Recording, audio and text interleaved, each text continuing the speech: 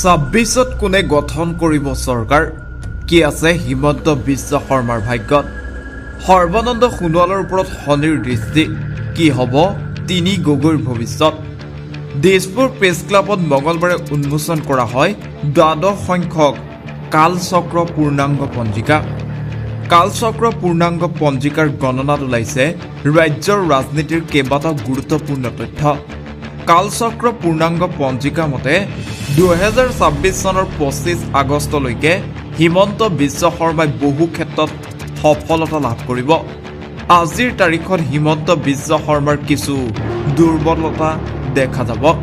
অত্যাধিক ঋণে ভৱিষ্যত প্ৰজন্মক অসুবিধাত পেলাব ইফালে শনিৰ দৃষ্টিৰ বাবে পিছ পৰি থাকিব কেন্দ্ৰীয় মন্ত্ৰী সৰ্বানন্দ সোণোৱালতকৈ বহু ওপৰত থাকিব হিমন্ত বিশ্ব শৰ্মা বিজেপিৰ ৰাজ্যিক সভাপতি দিলীপ শইকীয়াৰ বিষয়ে কি ওলাল গণনাত কালচক্ৰ পূৰ্ণাংগ পঞ্জিকা মতে 2025 মাৰ্চৰ পৰা আগত 6 বছৰলৈ বিজেপিৰ ৰাজ্যিক সভাপতি দিলীপ শইকীয়াৰ কিছু খেলিমেলি চলি থাকিব তেওঁৰ সকলো সিদ্ধান্ত গ্ৰহণযোগ্য নহ'ব কিছুমান সিদ্ধান্তই বিপদত পেলাব বুলি উল্লেখ কৰিছে ইফালে এই বছৰ স্বাস্থ্যৰ অৱনতি ঘটিব কংগ্ৰেছ নেত্ৰী সোনিয়া গান্ধীৰ 2027 চনৰ 12 জুলাইলৈকে শনিৰ বাবে ৰাহুল গান্ধীয়ে কোনো এটা শক্তি শুদ্ধ ৰূপত প্ৰকাশ কৰিব নোৱাৰে অসম গণ পৰিষদ কিছু পৰিমাণে এতিয়া তলত আছে লুৰিণজ্যোতি গগৈ অখিল গগৈ কোনো প্ৰভাৱ বিস্তাৰ কৰিব নোৱাৰিব জুলাইৰ পাছত অসমৰ বাবে এটা লেখন ল'বলগীয়া উন্নতি হ'ব প্ৰত্যাহ্বানৰ মাজেদি হয়তো আসনখন লৈ ল'ব এইটো হিমন্ত বিশ্ব শৰ্মা ক'ব লাগিলে প্ৰায় 80% হ'ব প্ৰত্যাহ্বান 20% প্ৰত্যাহ্বান জনাব গৌৰৱ গগৈ অখিল গগৈ লুৰিণজ্যোতি গগৈ ত্ৰিমূৰ্তিয়ে কেনেকুৱা ধৰণৰ প্ৰত্যাহ্বান ত্ৰিমূৰ্তি মই ক'লোঁ যে ত্ৰিমূৰ্তি ৰাখি হ'ল মেঘ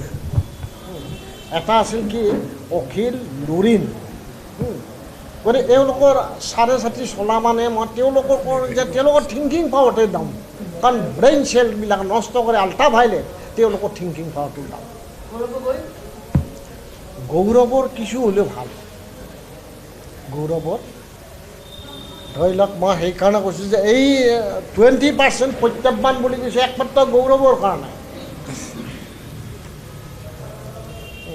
মুখ্যমন্ত্ৰী প্ৰত্যাহ্বান 20% গৌৰৱ গগৈ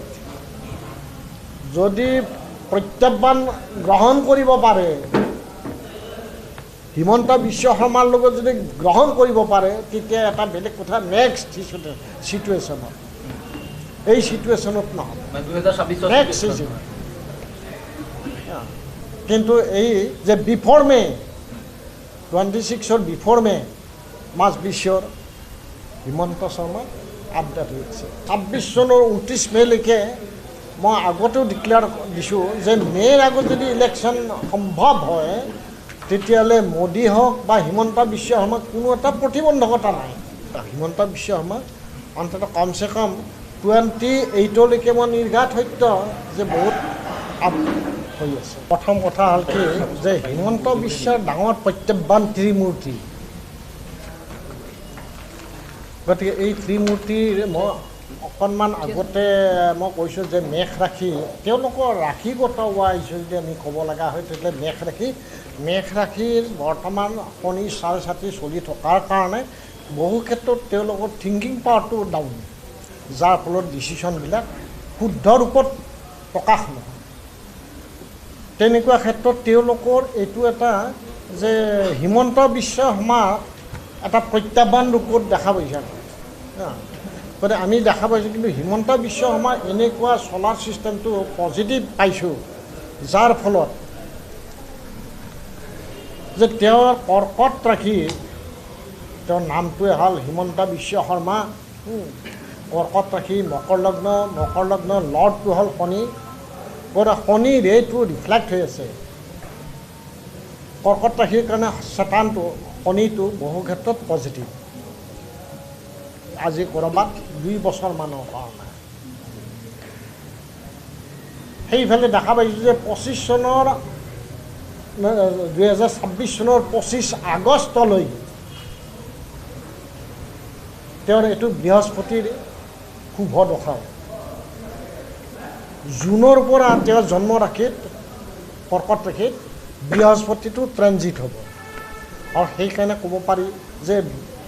হিমন্ত বিশ্ব শৰ্মাক ৰখোৱাটো অকণমান সম্ভৱ নহ'ব হিমন্ত বিশ্ব শৰ্মাক ৰখোৱাটো সম্ভৱ নহ'ব